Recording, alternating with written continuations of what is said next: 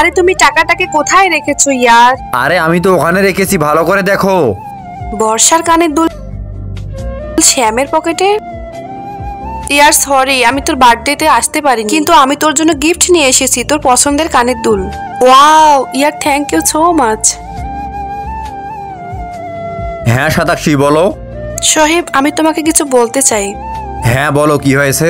আমার মনে হচ্ছে তোমার বউ আর আমার স্বামীর রিলেশন চলতেছে। আর তুমি আমাকে একটা কথা বলো, তুমি কিভাবে জানলে তোমার স্বামী আমার স্ত্রীর সঙ্গে চক্কর চালাচ্ছে? আমি এভাবে বুঝলাম, আমি শ্যামের প্যান্ট চেক করার সময় তোমার বউকে আমি বার্থডেতে গিফট দিয়েছিলাম কানের দুল, সেই দুল একটা আমি পেয়েছি। আমি তোমাকে পিকচার দিচ্ছি দেখো, আর আরেকটা দুল তোমার ঘরেই আছে।